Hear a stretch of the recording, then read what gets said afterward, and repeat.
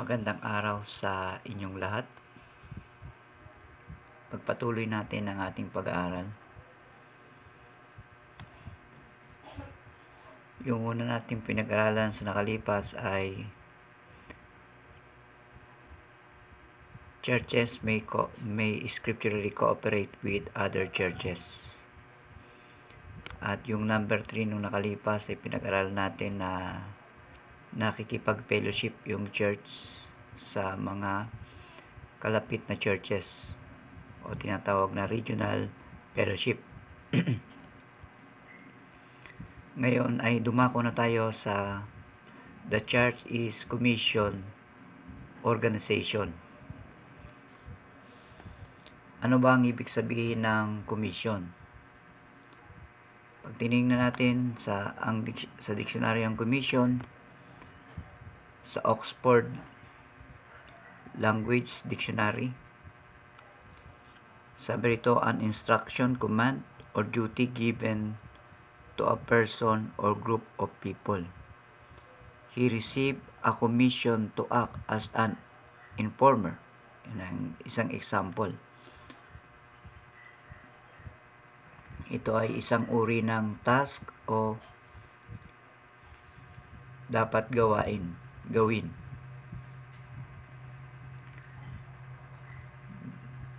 Tingnan natin ang letter A dito sa The Church is Commission Organization. Sabi rito, the Lord Jesus Christ established His church to continue His work here on earth. This is not a social ministry, but a spiritual one. Just before the Lord returned to heaven, He left His church with what is known as the Great Commission. Nung umalis ang Panginoong Jesucristo ay iniwan niya ang Great Commission, hindi para lamang sa community work o social ministry. Ito ay spiritual ministry.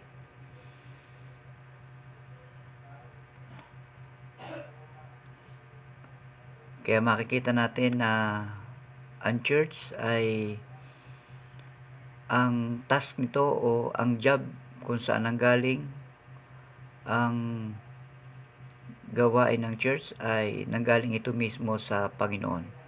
Sa letter B, tingnan natin. Sa Matthew chapter 28 verse 19 to 20. Sabi diyan, go ye therefore and teach all nations, baptizing them in the name of the Father and of the Son and of the Holy Ghost, teaching them to observe all things whatsoever I have commanded you. And lo, I am with you always, even unto the end of the world. Sabi ng Panginoon Jesucristo, humayo kayo, gawin yung magturo kayo sa lahat ng mga bansa. Bautismuhan niyo sila sa pangalan ng Ama, ng Anak, ng Espiritu Santo, at turuang sumunod sa lahat ng pinag-uutos. Makikita natin na iyan yung commission o yung job o yung ibinigay ng Panginoong Hesus. At ang pangako ng Panginoon ay, I am with you always, even unto the end of the world.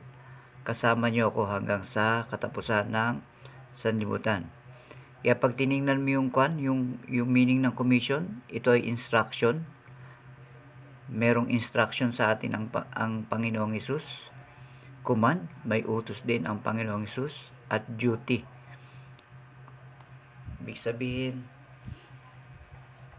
ito ay dapat nating gawin. Responsibilidad natin ito. Kaya makikita natin dito sa ating pinag-aralan sa letter B, number 1. May blanco dyan. Ye. Yung huli, blank, ye. Ang sagot dyan ay go ye. Pag tinignan naman natin yung number 2, pag tinignan natin yung number 2, ay makikita natin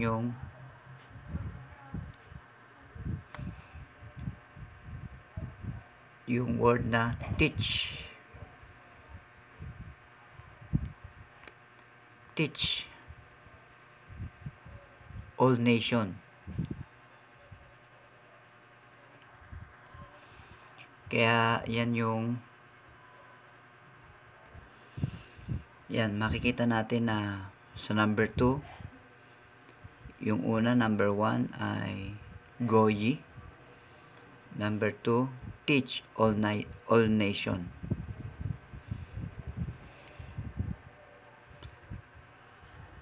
At yung number 3, makikita natin, pag binasa natin,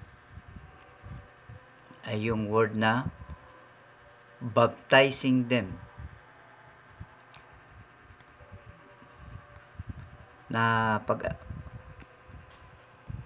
Yung word na baptizing them, bakit importante ito? Itong baptizing them. Dahil ang word na baptizing them ay nagsisimbolo ito ng kamatayan at pagkabuhay ng Panginoong Jesucristo. Pag sinabing baptizing them, ibig sabihin ay sila ay nagdeklara ng paniniwala sa Panginoong Jesucristo, na sila ay namatay at muling nabuhay na kasama ng Panginoong Jesucristo. Kaya ang bautismo ay sa atin ay kasama yan sa tinatawag na ordinansya. Pag sinabing ordinansya, ito ay nagsisimbolo ng kamatayan at pagkabuhay ng Panginoong Jesucristo. Meron tayong dalawang ordinance. Yung isa ay yung Lord's Supper. Ang Lord's Supper, ito naman ay nagsisimbolo ng katawan at dugo ng Panginoong Jesucristo na namatay at nagbayad ng kasalanan natin. At iyan ay inuutos ng Panginoon na dapat natin ay gunitain at gawin hanggang sa pagbabalik ng Panginoong Hesus. Ang bautismo, ilang beses ito ginagawa. Yung sinasabing baptizing them. Pag sinabing baptizing them, isang beses lang ito. Kasi isang beses lang dapat mamatay. Yung simbolo ng kamatayan ay isa lang yun. At pagkabuhay. Paano, kung magtatanong kayo ay, paano yung 2 beses nagbautismo? At yung wisik lang o yung buhos lang? Pag sinabi baptism ay ito ay lubog kasi nga simbolo ito ng kamatayan, ibig sabihin inilibing. Baptiso ay lubog. Ibig sabihin ang simbolo ng bautismo ay lubog at inilubog sa tubig, at yung paglubog na yon ay simbolo ng kamatayan at muling pagkabuhay. Ngayon, paano kung dalawa nagpabautismo uli? Kasi sabi nila hindi pa daw sila talagang tumanggap sa Panginoong Hesus. Yung isa naman ay binuhusan lang at nagpabautismo uli. Alin ang tama doon? O yung isa naman parehas ng bautismo na lubog din, pero yung isa naman yung 2 beses na lubog. Ngayon, alin doon ang tama o alin doon ang kikilalanin kung 1 beses lang ang pagbautismo? Ang kikilalanin doon ay yung naunawaan mo. Kung saan mo naunawaan ang ibig sabihin ng bautismo, ay yun ang kikilalanin doon, na doon sa panahon na yun ay doon ka na bautismuhan. Ay paano yung isa na hindi mo pa naiintindihan, ibinautismuhan ka? Ay naligo ka lang nun, binasa ka lang. Kasi Ang simbolo ng bautismo ay ibig sabihin dapat naunawaan mo na ikaw ay nakasama ni Kristo sa simbolong yon at kasama ka ni Kristo. Nakikiisa ka sa Panginoong Kristo sa kanyang kamatayan at muling pagkabuhay. Ayun yun. Yun ang simbolo nun. Ay kung hindi mo naintindihan, ano naman ang magiging bisa nito sa'yo? Kaya yun ang bautismo. Importante na maintindihan natin ang bautismo. Kaya hindi tayo basta-basta nagbabautismo. Bakit? Ibig sabihin ba hindi tayo sumusunod doon sa tinatawag na ordinansa ng Panginoon? Sumusunod tayo. Nais lang natin na maunawaan ng bawat isa kung ano ang kahulugan nito bago natin gawin yun. Hindi lahat tayo na makakita lamang na nagbuklat ng Biblia ay bautismohan kagad natin. Hindi ganon. Dapat maunawaan niya na ito ay simbolo ng kamatayan at muling pagkabuhay ni Kristo. At siya ay gusto niya na sumunod sa tubig ng bautismo dahil gusto niya na makita sa kanyang buhay ang simbolo ng kamatayan at muling pagkabuhay ni Kristo. Sapagkat yung simbolong yon ay nagsisimbolo din na siya ay namatay, nakasama ni Kristo, at nabuhay sa panibagong buhay, nakasama ni Kristo. Yan yung bautismo. Kaya makikita natin na yung number 1 ay go, number 2 ay teaching, number 3 ay baptizing, number 4 ay teaching them to observe. Ayan.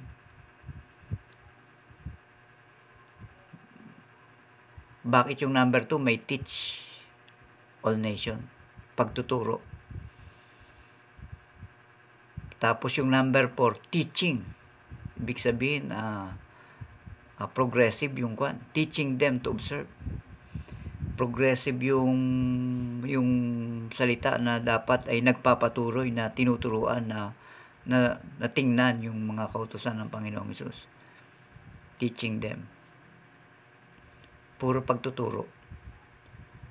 Bakit? Before mabautismuhan, kailangan maunawaan niya ang kanyang pananampalataya. At pagkatapos siyang mabautismuhan, tuturuan pa rin siya na mamuhay doon sa pananampalatayang yun. Kaya maobserbahan natin yung ating gawain dyan. Yung Grace Christian Baptist Mission ay nasa 12 years na. Patuloy pa rin tayong nag-aaral. Patuloy pa rin tinuturuan. Bakit? Napaka-importante nun. Kasi kung hindi matuturuan, kung hindi mag-aaral, kung hindi mag-observe dun sa mga natutunan, ay hindi natin maipapamuhay yung mga utos ng Panginoong Hesus na dapat natin gawin.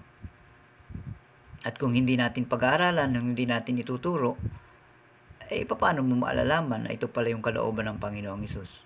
Kaya napaka-importante nun ng pagtuturo. Siyempre, kung may nagtuturo, dapat may nag-aaral. Kaya katulad nito, kayo ay mayroon din mga note. Isasagot nyo yan, titingnan nyo yan, binabasa nyo yan, pinapag-aralan nyo yan. Yung Matthew chapter 28, verse 19 to 20, mas maganda ma-memorize nyo yan.